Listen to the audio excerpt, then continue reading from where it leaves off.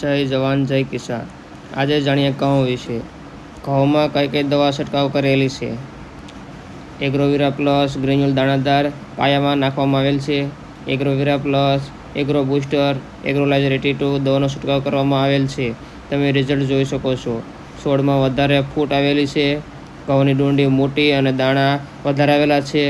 ઘઉંના દાણામાં વજન વધારે અને ઘઉંના દાણામાં લાઇટ ચમક કલર એકદમ આવેલ છે।